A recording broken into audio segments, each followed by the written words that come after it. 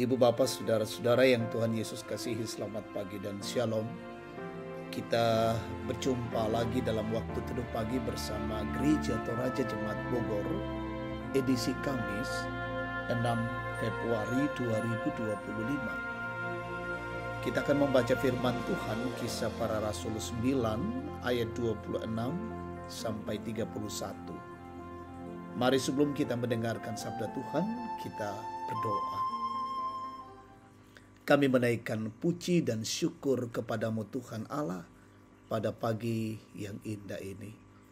Terima kasih untuk perkenan kasih-Mu hari baru Tuhan karuniakan. Pagi hari ini kami rindu mendengar sabda-Mu. Kami mohon pertolongan Roh Kudus dimampukan memahami firman Allah dan melakukannya. Bersabdalah ya Tuhan, ampuni dosa kami. Dalam nama Tuhan Yesus kami berdoa. Amin. Kisah Para Rasul 9 ayat 26 sampai 31 firman Tuhan. Setibanya di Yerusalem, Saulus mencoba menggabungkan diri kepada murid-murid. Tetapi semua takut kepadanya, karena mereka tidak dapat percaya bahwa ia juga seorang murid. Namun, Barnabas menerima dia dan membawanya kepada rasul-rasul, serta menceritakan kepada mereka bagaimana Saulus melihat Tuhan di tengah jalan dan bahwa Tuhan berbicara kepadanya, dan bagaimana keberaniannya mengajar di Damsyik dalam nama Yesus. Saulus tinggal bersama mereka di Yerusalem dan dengan berani mengajar dalam nama Tuhan. Ia juga berbicara dan soal jawab dengan orang-orang Yahudi yang berbahasa Yunani, tetapi mereka berusaha membunuh dia. Ketika hal itu diketahui oleh saudara-saudara seiman, mereka membawa dia ke Kaisarea dan dari situ mengirim dia ke Tarsus. Lalu jemaat di seluruh Yudea, Galilea, dan Samaria berada dalam keadaan damai. Jemaat itu dibangun dan hidup dalam takut akan Tuhan, dan jumlahnya bertambah besar oleh pertolongan Roh Kudus. Amin. Tema kita, kuasa transformasi Kristus. Kuasana Kristus pabu'tu kadiba'ruan. Ibu bapak saudara-saudara yang Tuhan Yesus kasihi, pernahkah Anda mendengar cerita tentang seseorang yang begitu jahat hingga tidak ada yang percaya saat ia berkata bahwa dirinya telah berubah? Mungkin kita merasa mustahil mengampuni seseorang dengan masa lalu yang begitu kelam. Seperti itulah reaksi murid-murid di Yerusalem saat melihat Saulus. Bayangkan saja, mereka tahu siapa Saulus, penganiaya jemaat yang kejam dan tidak kenal ampun. Namun sekarang tiba-tiba dia datang dan berkata ingin bergabung sebagai saudara seiman. Kisah ini tentang kuasa transformasi yang hanya dapat dilakukan oleh Kristus. Saulus menjadi Paulus adalah salah satu bukti terbesar dari kuasa Kristus yang mengubah hidup. Dari seorang penganiaya yang penuh kebencian, Saulus berbalik menjadi seorang pemberita Injil yang penuh kasih dan keberanian. Dalam dunia kita, banyak orang yang merasa bahwa mereka terlalu jauh dari kasih Tuhan karena dosa dan masa lalu mereka. Masyarakat kita seringkali meragukan perubahan yang dialami oleh seseorang. Kita cenderung menilai orang berdasarkan masa lalunya, bukan melihat potensi perubahan yang bisa terjadi karena perjumpaannya dengan Kristus.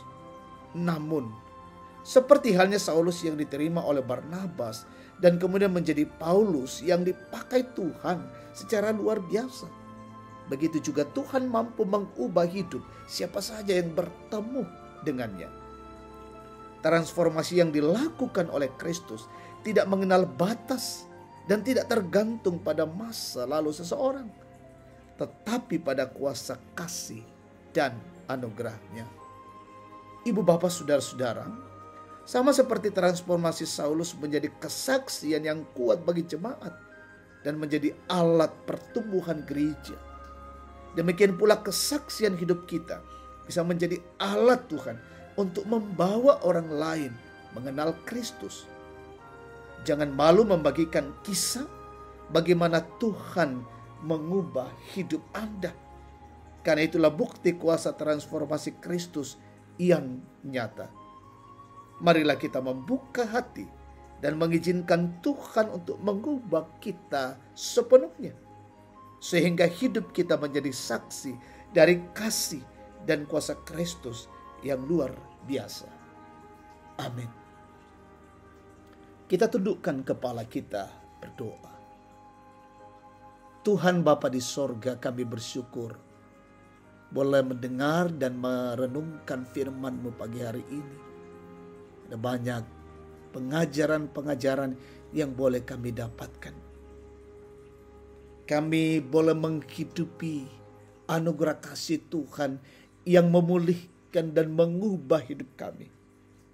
Sehingga kami boleh menjadi saksi kasih dan kuasa Kristus yang luar biasa di tengah-tengah hidup ini.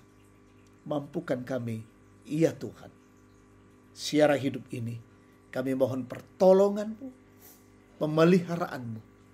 Setiap kami diberkati Tuhan hari ini dalam pekerjaan, usaha, pelayanan, aktivitas, perjalanan-perjalanan kami. Sehingga semuanya boleh kami lakukan dengan baik demi untuk kemuliaan Tuhan. Berkatilah bangsa dan negara kami, berkatilah pemerintah kami, berkatilah wakil rakyat, berkatilah aparat negara, berkatilah penegak hukum, menegakkan kebenaran keadilan di negeri ini. Peliharakanlah umat-Mu dimanapun berada saat ini, yang sakit sembuhkan, yang berduka hiburkan, yang lalai sadarkan, bergumul teguhkan. Anak-anak-Mu dalam tumbuh kembang berkati, dalam bangku pendidikan kuliah berkati, mencari pekerjaan karuniakan yang terbaik. Orang tua kami, opa dan oma, sehatkan mereka semua ya Tuhan. Yang menikmati sukacita pertambahan usia hari ini berkati. Peliharakanlah anak-anak-Mu dimanapun kami berada. Kami dalam bingkai kasih-Mu.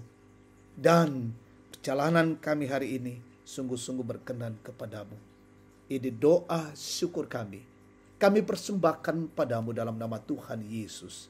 Amin. Demikian waktu teduh pagi, Tuhan memberkati kita. Selamat beraktivitas.